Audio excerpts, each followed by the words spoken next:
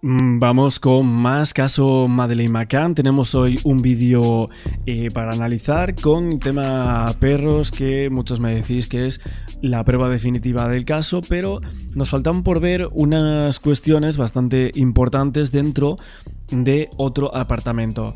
Primero hablamos del apartamento 5A, que es el famoso, donde supuestamente desaparece Madeleine, donde supuestamente Christian B., según la policía británica, se lleva a Maddie. Y según la policía portuguesa, pues son los padres los que presuntamente cometen un homicidio negligente, vamos a llamarlo así, porque obviamente no se puede llegar a culpar ni a decir es un asesinato o no es, porque no hay no hay cuerpo. Entonces, como no hay cuerpo, muchos dicen no hay cuerpo, no hay delito. Bueno, he de decir que he visto, estudiando un poco el tema de estos perros y tal, ha habido casos que han resuelto estos perros sin necesidad de un cadáver, así que ¿por qué no pasó eso en el caso de Madeleine? Bajo mi punto de vista, por la presión mediática. Por la presión mediática, por el posicionamiento que tenían los padres, las influencias gordísimas, medios de comunicación, o sea, literalmente hacían lo que querían y se ve en las entrevistas, ¿eh? Cuando se levanta allí en la entrevista de Jordi González, de la Noria, a mí me llamó mucho la atención, no recordaba eso, y veo el posicionamiento que tenían, ¿no? O sea, tremendo esto. Esto es un vídeo de Miriam Moya, experta forense, perito forense, se llama así el canal en YouTube también, y bueno, en donde analiza un poco el tema del apartamento. Tras la desaparición de Madeleine, los padres consiguen otro apartamento en Praia da Luz, y es ahí donde un tiempo después vemos que ¿cómo se llama? Eddie y Kila, creo que es Eddie, si no me equivoco, este perro, básicamente los hacen analizar el segundo apartamento, en donde tras la desaparición de Madeleine se alojan los McCann. Rastrean tanto Eddie como Kila, los perros de cadáver y sangre humana, Sí. Y lo rastrean, pero en un pabellón el cual el ayuntamiento de Praia da Luz lo cede para que se pueda hacer esta investigación y este rastreo por los perros. Ok, vamos a ver en esta parte. Aquí vemos como Martin Grimm se dirige al aparador del salón, lo abre y veis que ahí está el Cadelcat, que es el muñeco de Madeleine McCann, el cual estaba en su cama la noche en que desaparece.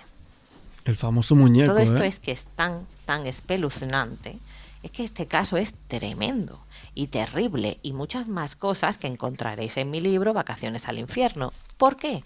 Porque es que no paramos de encontrarnos una cosa detrás de otra. Esta es la interpretación del asesinato, libro que tienen los McCann en su casa. Aquí tenemos Gordon Smith, mensajero espiritual y demás, porque es Elaine Armstrong, que es la historia de su vida, pero la de Gordon Smith, que es un medium internacional, da mensajes sobre todo de los espíritus. Entonces, si tú crees que tu hija está viva, ¿por qué lees algo que de una persona que simplemente da esos mensajes de espíritus del otro lado? Aquí tenemos el lado... Bueno, raro también eso, ¿no? El tema de los libros, pero bueno, no es ninguna evidencia, ¿no? Y el never, never, never give up, que significa no rendirse nunca. Aquí tenemos una serie de manuales del CEOP, que por sus siglas, y traducidos al español, es el órgano que se encarga de investigar la explotación infantil y protección en línea o en redes sociales, ¿no? O en internet. Vale, pues estos manuales le sorprendieron incluso a la policía británica encargada de llegar al lugar, ya que están restringidos para el pueblo, o sea, es solo accesible a cuerpos de seguridad británicos. Entonces, ¿cómo es posible que estos mismos manuales los tuviera Jerry Kate McCann en su casa alquilada tras la desaparición de Madeleine? Vale, esto sí que no lo conocía para nada, la verdad. No sé si tiene algo que ver con el caso o cómo llegan esos documentos ahí, pero bueno, estos son objetos y artículos que tenían los padres de Madeleine McCann después ya de la desaparición de Maddie, o sea, unas semanas después. Y ya muertas. Aquí tenéis, porque ellos buscaban, la policía, estos son cápsulas de una medicación que, bueno, hay una serie de medicación que veis que es de McCann, y esto es sacado de la farmacia y tal, porque esta medicación es para gente con Parkinson, pero ellos lo que buscaban, la policía, en este caso, británica y portuguesa, era la medicación que le podrían haber suministrado. Esta es la medicación. Y vemos que esta medicación era la que ellos buscaban, que luego la analizaron y demás, y vieron para qué servía y para qué no, por si era alguna de la que le habían suministrado a los pequeños para que durmieran durante todas esas noches en la... Bueno, lo que pasa aquí es que también hay la teoría que sigue estando muy presente después del tema de esas dosis y etcétera, ¿no? Que hay gente que dice que siempre pensó que los padres le habían dado algo para que durmiese y que se pasaron con la dosis. Y claro, como ellos eran médicos en el Reino Unido, algo importante si no me equivoco, pues básicamente no podían tener esa negligencia porque su carrera habría acabado. Y por eso el tema del fallecimiento de la niña pues lo quisieron ocultar. Esta es una de las hipótesis que hay dentro del caso, ¿no?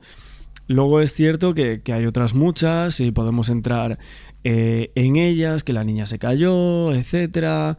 Bueno, obviamente son un montón de opiniones y de hipótesis, pero lo que no es opinable es el tema de el olor a cadáver de los perros forenses Kila y Eddie. Vamos a ver justo, creo que es por aquí el momento exacto en el que está el olor, contado, ¿no? En el cual se va a separar tanto las prendas de ropa de la madre como de los hermanos de Madeleine, incluso el muñeco que Madeleine tenía, el Cadel Cat, todo se lo llevan para que lo rastreen los perros. Okay. Entonces, todo esto lo cogen de este chalet, el cual, bueno, días después ya los McCann son declarados arguidos sospechosos formales por la policía portuguesa, no por la británica, y claro, ellos deciden rápidamente irse del país luso para llegar otra vez al suyo. Increíble, ¿eh? O sea, están aquí y justo al momento en el que dicen estos son sospechosos, se piran. O sea, ¿cómo puede ser esto? ¿Cómo no les puede parecer sospechoso también? ¿Por qué no se quedan allí a dar la cara y a decir queremos saber lo que ha pasado con nuestra hija y nosotros no hemos hecho nada? A mí es que las actitudes de los padres me llaman mucho la atención, dentro de este caso. Bueno, aquí vemos todo el apartamento en este vídeo pues, que todos hacen. los enseres, todo abierto para que lo pudieran rastrear bien. Kila, la perrita que rastrea el olor a sangre humana, no encontró nada en esta casa, solamente olor a cadáver. Lo que está claro es que los McCann tienen olor a cadáver impregnado, tanto en sus cosas como en sus propias personas, porque recordemos a la madre de Madeleine con el muñeco, el cual ha dado positivo en cadáver humano, el olor, por Eddie, y ella lo portaba siempre en sus manos, en todas las apariciones, sobre todo desde los primeros días que Madeleine desaparece, porque era su muñeco favorito y porque estaba en la cama cuando ella desapareció. Entonces, claro... A ver, es que es tremendo. Tenemos maletero, apartamento 5A, prendas de la madre y el muñeco de Madeleine. O sea, es de locos, ¿no? O sea, al final tenemos un montón de evidencias. Y también las llaves del coche, ¿no? Si no me equivoco, creo que lo de las llaves del coche también había sido... Solo su madre tiene impregnado el olor a cadáver en cualquier sitio al que vaya, tanto en sus coches como en sus prendas de ropa, como en ese muñeco y como directamente en su misma casa.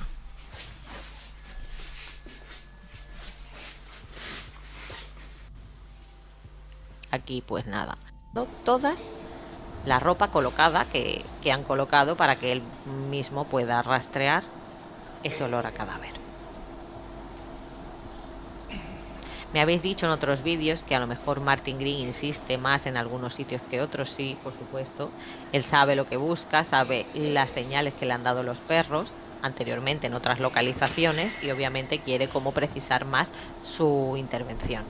Entonces, claro que Martin Green insiste mucho más en por ejemplo, el coche de los McCann, etcétera, etcétera, pero que los perros, si no encuentran el olor positivo a cadáver o a sangre humana, nunca jamás van a dar el positivo. Es decir, porque estas personas, este matrimonio con sus mellizos, con una niña desaparecida, ¿por qué rastreando en multitud de localizaciones y en multitud de prendas de ropa y demás enseres, siguen dando positivo en cadáver humano? La verdad es que es de locos, o sea, es algo raro y cuanto menos para investigar, ¿no? Lo que pasa es que aquí la gente decía, la gran pregunta es, ¿dónde escondieron entonces el cuerpo cuando la llevaban en brazos para que a día de hoy no se haya encontrado? Esto es impresionante. Y de ahí vamos a una teoría que he visto en las últimas horas que me ha llamado muchísimo la atención, y es que el 18 de octubre de 2007 hay unas declaraciones de un sacerdote portugués, un sacerdote de una iglesia en Praia da Luz, que de hecho una de las míticas fotos que hay de los padres literalmente es con esa iglesia de fondo, ¿no? Lo que pasa es que decían, es un sacerdote portugués que consoló a Jerry y Kate McCann en los días posteriores a la desaparición de Madeline, dijeron que, o sea, este hombre dijo que había sido engañado por los propios padres. ¿Cómo es posible esto? O sea, ¿cómo que fue engañado este sacerdote, no? Básicamente el 3 de mayo, o sea, después del 3 de mayo, los días posteriores y tal, hubo varias personas que fueron a buscar refugio en esta iglesia con este sacerdote. Se acercaron al padre Pacheco, así se llamaba, y supuestamente este hombre le dio las llaves a la familia McCann para que pudieran quedarse allí en un pequeño edificio. Tuvo una amistad muy grande con Kate, pero también con el padre, y que le pareció contraproducente después de que la policía se convenció de que Kate le había dicho que había terminado con su hija después de unas confesiones que supuestamente pensaban que habían salido, ¿no? Y bueno, este padre Pacheco, que se llamaba así, pareció desaparecer del ojo público en las semanas posteriores a que Jerry y Kate se hicieran arguidos, ¿no? Que serían sospechosos oficiales, y la pareja ya sale de Portugal sin despedirse y le entrega las llaves de la iglesia a otro clérigo, ¿no? A otra persona diferente que el padre Pacheco.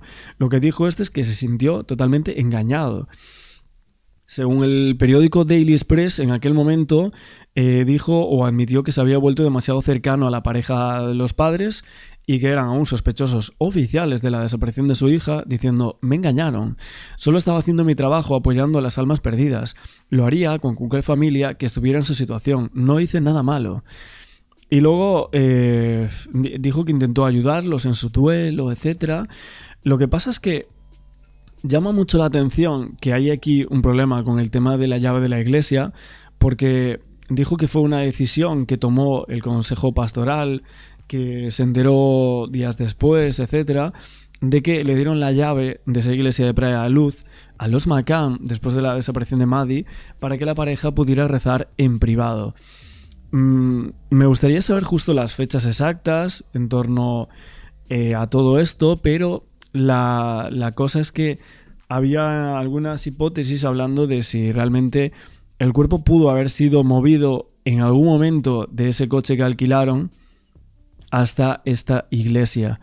¿Realmente se atrevieron a esconder el cuerpo en una iglesia de Praia da Luz? Esto es una teoría un poco extraña, la verdad, nunca lo había escuchado, pero bueno, es una teoría que sale por el tema de las llaves, ¿no?, de la iglesia. Es que querían decir que ellos eran médicos, que habían estado en contacto con cadáver, pues ella estaba trabajando como médico de familia, cuando su propia ropa da positivo en cadáver, como vamos a ver ahora, a continuación. Entonces la ropa de Kate McCann, positivo en cadáver, dice que estuvo en contacto con bastantes cadáveres antes de llegar a Praia da Luz. Es bastante, por lo menos curioso y alarmante que esta señora, siendo médico de familia, tuviera tantos cadáveres alrededor. Simplemente hay que juntar 1 más 1 son 2, no son 14. Entonces aquí, pues, que todos estos vídeos os lo muestro para que veáis toda la investigación que yo he condensado en el libro Vacaciones al Infierno, y obviamente doy lo más escandaloso. Aquí ya veis cómo da positivo. Esta es una camiseta, la camiseta esta roja, es una camiseta del hermano de Madeleine McCann. Y estos pantalones, esos pantalones, que también da positivo, igual que en la camiseta, ¿lo veis? Da positivo a toda la ropa, es de Kate McCann. Tanto la camiseta blanca como los pantalones de cuadros Vichy negros y blancos. Es que está clarísimo. Tremendo, ¿eh? O sea, da positivo en cadáver, hasta la camiseta de su hermano. Bueno, obviamente la camiseta del hermano estuvo en contacto con la ropa de la madre, entonces por eso da positivo tanto la ropa de la madre como la del propio hermano de Maddie. Vuelve a dar positivo Eddie aquí en cadáver humano y continúa su búsqueda y demás. Aquí, claro, Martin ya le dice que pare y demás porque ya ha dado positivo en todas esas prendas. ¿Cómo es posible que también dé positivo a cadáver humano el hermano? O sea, la camiseta roja de su hermano. Puede estar contaminado, como veis ahí. Obviamente ha podido estar en brazos de su madre. Lo que está claro, que estas personas tienen impregnado ese olor. Por mucho que le digas al perro, no va a dar positivo en algo que no tiene ese olor a cadáver. Por tanto, aquí veis que lo habéis visto en muchísimas. Esa ropa, justo los pantalones negros y blancos y la camiseta blanca, la habéis visto a Kate McCann, madre de Madeleine, en numerosas publicaciones. Y claro que daban positivo en cadáver. Y se lo ha puesto. Es verdad que lo justo de esta ropa, nos acordamos el tema de los pantalones, estos pantalones blanco y negro. De hecho, a ver si puedo recopilar justo alguna foto de esa época en donde tenga justo esos pantalones. Voy a buscar. Vamos a hacerlo improvisado mientras estamos grabando todos estos vídeos.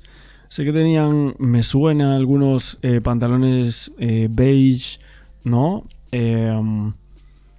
Pero justo sé que hay alguna foto con ellos, pero no. A ver si puedo llegar a recopilarlo a día de hoy. 2009. ¿Habrá fotos en Google en algún medio de comunicación de 2007? Kate McCann, a ver. A ver, es que seguro que está en algún vídeo o algo así, se les ve con eso, o sea, con esa ropa. Pero en fotos así de medios de comunicación no lo sé. Estoy viendo alguno por aquí, pero son pantalones grises, beige, negros. Tengo aquí uno, pero no estoy seguro de si es el mismo. Bueno, voy a ir buscándolo mientras seguimos escuchando a Miriam Moya, esta experta forense, y el tema de los perros. Luego hay un momento, vamos a verlo aquí, con el tema de la caja. ¿Qué es lo que pasa con la caja? En esta sala acondicionada para ello.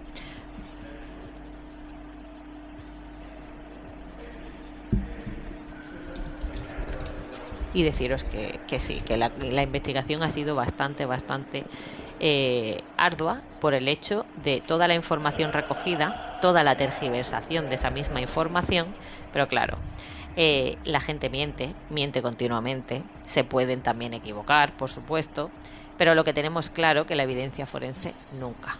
Y los perros no han sido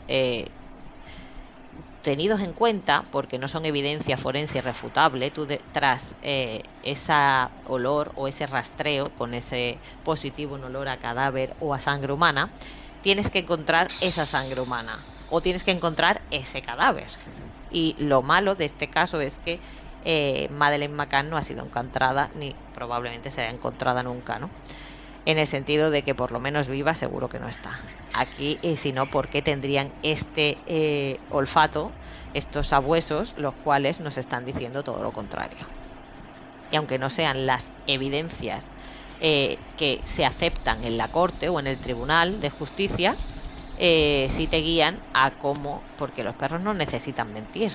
Nadie les da nada para que digan que eso tiene ese olor característico para los cuales son entrenados. Por tanto, son absolutamente independientes en su opinión y en su rastreo. Bueno, y es claro que que ellos hicieron varias búsquedas, los pusieron en otros lugares, con otras prendas, con otros coches, y siempre señalan a los McCann en todas y cada una de las aproximaciones de estos perros. O sea, es increíble, ¿no? Porque podría ser que en alguna no hubiesen dado ese positivo olor a cuerpo ni en la madre, ni en el apartamento, ni en el coche, que se hubiesen equivocado, no, pero no. El Renault Scenic justo en el maletero. Ahí lo vemos. En las llaves del coche también. Que luego las llaves son colocadas en otro cubo de arena y Kila alerta nuevamente con eso. El cubo se coloca en otro punto diferente y también otra vez ahí. ¿Qué es lo que nos dice todo esto? Pues que es o que el ADN estaba contaminado o que hay otras explicaciones de que los perros se equivocaron por alguna cosa o porque Madeleine falleció en ese apartamento y luego retirada por sus padres, deshaciendo esa presunta negligencia, ¿no? por parte de ellos. Y en su estudio y análisis. ¿Que no se tiene en cuenta al 100%? No, porque necesitan la evidencia que concluya con lo que han dicho los perros, y por eso en este caso se obvió y se evitó la condena. Pero claro, teniendo en cuenta que han sido padres negligentes que han abandonado a sus hijos... Claro, eso es otra cosa, pero no tan solo eso, y es que hay que decir una cosa, que estos perros rastreadores de cadáveres pueden llegar a oler la muerte humana durante muchísimos años, ¿eh? O sea, estos son semanas después de los hechos. Hablamos de que estos perros pueden detectar lo mismo años después de que haya sucedido, ¿eh? Tampoco pagaron el hecho de abandonar a sus hijos para irse de cena. Entonces aquí, bueno, ya entramos con la trama de influencias, que también habéis visto en otros vídeos de mi canal, y que por supuesto está súper desglosado en el libro Vacaciones al infierno. La historia no contada de Madeleine McCann, que estoy deseando que podáis leer para que veáis toda la investigación y toda la realidad del caso de Madeleine McCann. Uh-huh. Vamos a ver ahora esta parte con el tema de la caja. Aquí vemos cómo rastrea todo, incluso las cajas donde viene metida la ropa, mochila, zapatos de los McCann, y ya no da ningún positivo más, porque el positivo estaba en la ropa de Kate McCann, en la del hermano Son, sí. Y también en el muñeco. Oye, los hermanos a día de hoy, ¿qué pensarán de todo esto, no? También me pregunto. Bueno, aquí lo que decían era: las alertas de los perros pueden ser evidencia, pero definitivamente no pueden ser una prueba, que se pueden usar para armar un escenario plausible, pero todo esto después de comprobar que es correcto. El mayor problema con esta evidencia canina, hay varios escenarios que presenta. O sea, si aceptamos todas las alertas caninas y que son precisas, hablaríamos de un accidente o un posible homicidio detrás del sofá. Los perros alertan esto. Segundo, el cuerpo se mueve al armario, no transfiere sangre, solo alertas. El cuerpo se mueve de nuevo a un lugar desconocido antes de que se registre el apartamento, el cual está lo suficientemente bien escondido como para que nadie lo encuentre a pesar de la grandísima búsqueda. A ver, que esto tiene que ser así. O sea, tiene que ser así, porque es que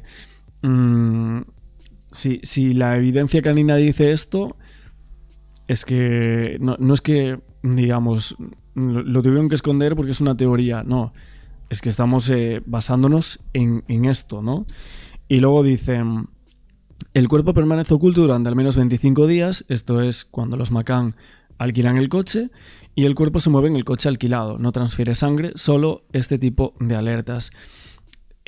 Bueno, eso de que no transfiere sangre, si no me equivoco, sí se encontró sangre en el maletero del coche de los padres.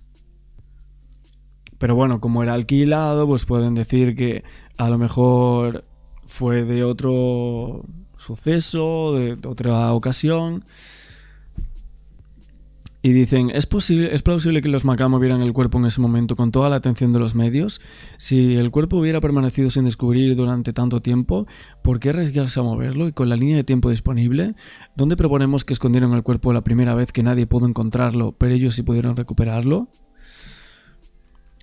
Lo que decía esta persona es que la sensación que da es que las alertas caninas se usaron para dar a la policía portuguesa la sospecha de un juego sucio. Sin embargo, la investigación posterior descartó a los McCann de este tipo de escenarios, suponiendo que probablemente tenían una coartada sólida entre finales de mayo, cuando alquilan el coche, y finales de julio, cuando se trajeron a los perros, y probablemente debido a la gran atención sobre ellos y sobre el caso. No sorprendería entonces que hubieran sido fotografiados siguiéndolos las 24 horas del día en aquel momento. Bueno, esto es la opinión de alguna persona en torno a esto. Me parece que está bien, o sea, realmente hay dudas, pero también hay dudas de todo lo contrario, ¿no? De lo que pudo haber sucedido aquí y que no hubo ningún presunto secuestro por parte de Christian B., que lo está intentando juzgar, y así tenemos este tipo de noticias, ¿no? De Alemania dice que el sospechoso del caso Madeleine no puede ser extraditado al Reino Unido debido al Brexit.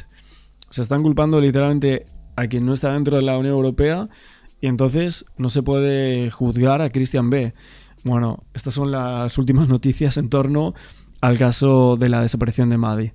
Y fíjate, hablamos del caso de Madeleine McCann. Anda. Fíjate, la niña desaparecida en el Algarve portugués en 2007 fue, que sigue siendo, yo creo, uno de los más complejos y misteriosos, ¿no?, de las últimas décadas. Es imposible que se nos vaya de la cabeza la imagen de esa niña de 4 años, rubia, de grandes ojos, a la que sus padres dejaron sola dormida en el resort mientras cenaban con unos amigos. Cuando regresaron a la habitación, la niña ya no estaba. Y lo que vino después fue una investigación, la verdad es que muchas veces errática, que llegó incluso a acusar en algún momento a los propios padres de esa desaparición. Fue todo tremendo, sí. Y en 2020 Christian Bruckner fue considerado como el principal sospechoso, pero nunca se le llegó a acusar formalmente de la desaparición de Madeleine. Esto es lo que ahora podría cambiar. Un compañero de celda acaba de contar al tribunal que le juzga por otro delito que Bruckner le habría confesado el secuestro de una niña en el Algarve. Rosalía Sánchez, corresponsal de COPE en Alemania. Buenas tardes. ¿Qué tal? Buenas tardes. ¿Quién es este tal Christian Bruckner y por qué está en la cárcel? Bueno, es un alemán que la noche en que desaparece Maddie en 2007 está ahí en Praia da Luz. La triangulación de satélites y repetidores muestra que su teléfono móvil estaba prácticamente al lado del apartamento en el que desaparece la niña, y que, bueno, ha sido condenado ya en varias ocasiones por delitos sexuales. En ese momento se estaba dedicando ahí en Praia da Luz. Él trabajaba en centros turísticos de estos, y luego le resultaba fácil porque hablaba alemán, lo contrataban unas semanas. Luego, cuando ya dejaba ese trabajo, volvía a estos apartamentos y hoteles a perpetrar robos, pequeños robos en las habitaciones de los turistas. De forma que sabía entrar, sabía salir, y inmediatamente después de desaparecer Maddie, coge su furgoneta, que la utilizaba a modo de caravana, dormía ahí y todo, y se vuelve a Alemania precipitadamente. Lo que ocurre es que todo esto se ha sabido años después de la desaparición de Maddie. En ese momento ni la policía británica ni la portuguesa repararon en él. Los fiscales alemanes que han sabido todo esto que están convencidos de que él es el responsable de la muerte de Maddie McCann, la dan por muerta a la niña. Lo que pasa es que nunca ha sido posible encontrar el cuerpo de la niña. Sin cuerpo no hay delito y sin delito no hay casa. Está juzgado por otros casos de abusos, pero no por el caso de Maddie McCann. Pero vamos, que se le considera el principal sospechoso por estos motivos que nos has dicho. Estaba en esa zona, por otros delitos sexuales. Y dices que esto fue en realidad hace poco tiempo, ¿no?, cuando se le considera como sospechoso.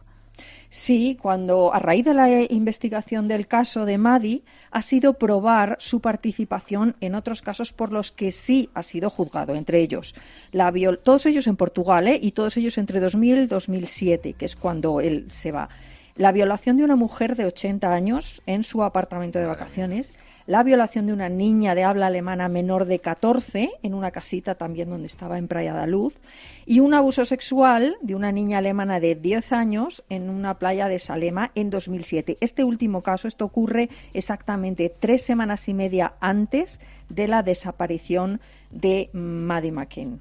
y si no hubiera sido por el caso de Maddie McCann, ni siquiera se le habría relacionado con estos casos. Es decir, forma parte todo un poco de la misma investigación. Sobre lo que ocurre es que sobre el caso de Maddie, concretamente, ahí no hay más pruebas que no sean las circunstanciales. Y Rosalía, ¿de qué juicio estamos hablando ahora y qué más le ha podido contar que se sepa a su compañero de celda? Pues es este caso de abusos del que hablábamos y la declaración de este testigo. Bruckner no habla en el juicio. El abogado defensor, que es un alemán también, Friedrich Fulser, habla por él y él no abre la boca. Pero la Fiscalía ha llamado a declarar a un rumano de 50 años que durante un tiempo compartió celda con él.